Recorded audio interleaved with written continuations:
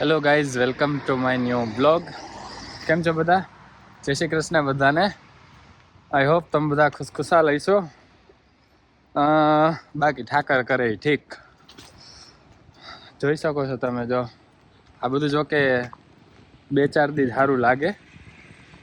ઉભા રહ્યો, આમાંથી લોકો આવે છે, જરાક બંધ કરવો પડશે બ્લોગ મારે. નહીં કરવો ભલે ને ચાલુ જ તે.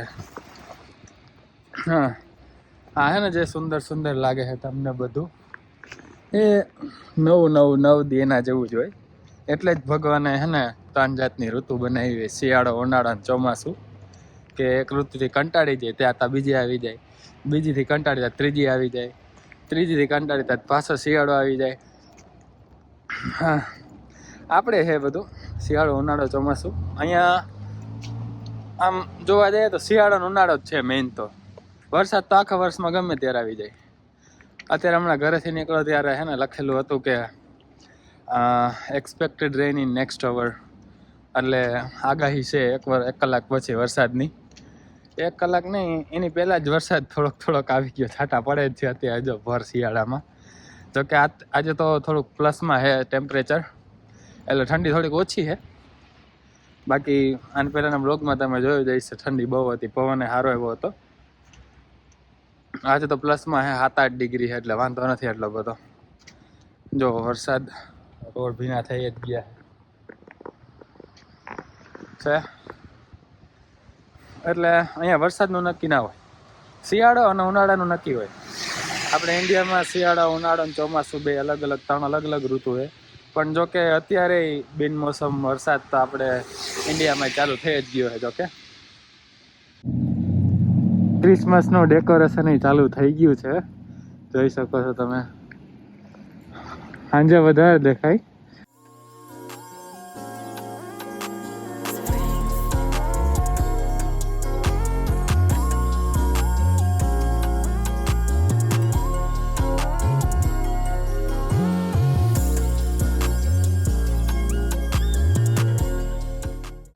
અને હજી એક વસ્તુ કેવી હતી તમને, હજી 4:30 જ થયા છે.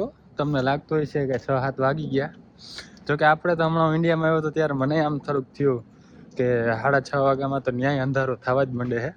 પણ અહીંયા તો જો 4-4:30 જ અંધારું થવા માંડ્યું હતું.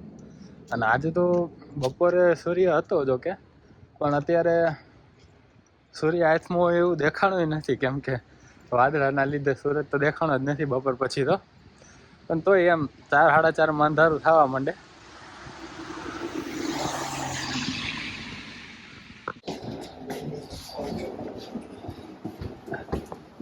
આજો અમારા ભાઈબંધ આવી ગયો જોબ ઉપરથી. હું લાવ્યા ગિફ્ટમાં?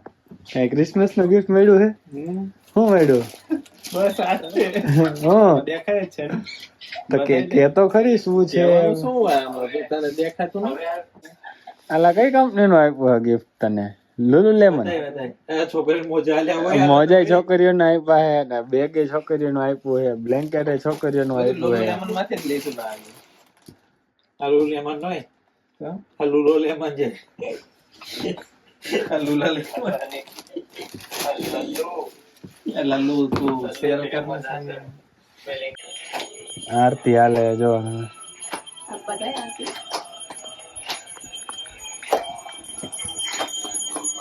દૂધી દાળનું શાક બનાવવું, જવો રોટલી વણે. આ નવું મેમ્બર આવ્યું છે અમારા ઘરમાં, જીડાલ શર્મા. આમના ફિયોન્સી છે, ફિયોન્સી.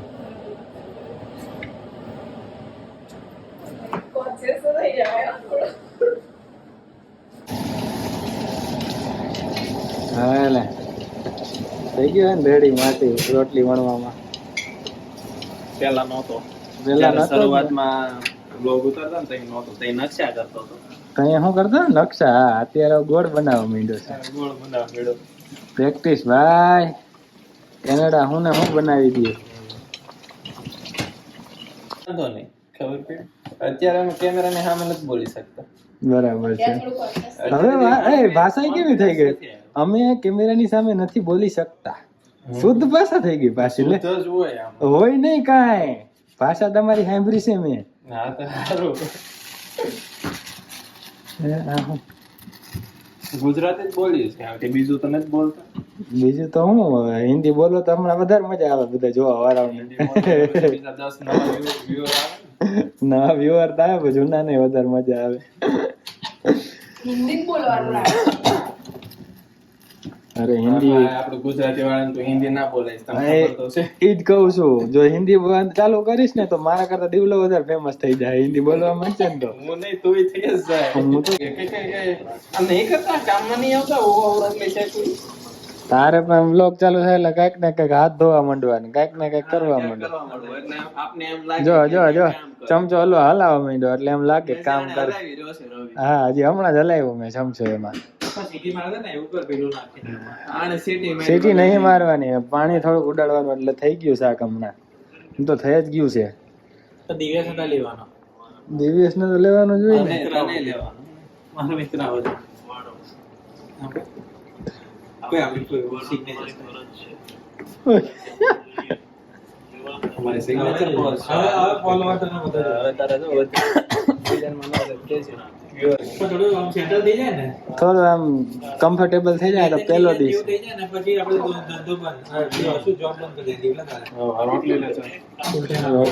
રોટલી હમણાં ફૂલ છે જો. ઓહો જોઈ લે. હવે તો ભાઈ હા દિવ્યેશ, હા હું કે બાપુ હા હા કહી દે એકવાર. હા હા જય હો ત્યાં કીધું તો વ્લોગમાં મોજમાં રહેવાનું. જય હો. અને આપણું બની ગયું ખાવાનું, તો જઈએ ખાઈએ અને વહેલેરા હોઈ જઈએ પછી. Vlogger in the house. એટલે તારા જ વ્લોગ આપણે જોવાના. તારક મહેતા કરે લે.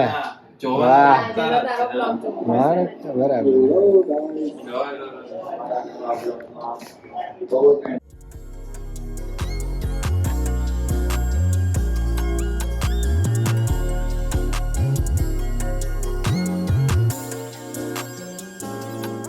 હાલા રેડ બફેટ પડ્યો છે રૂમ બધાય.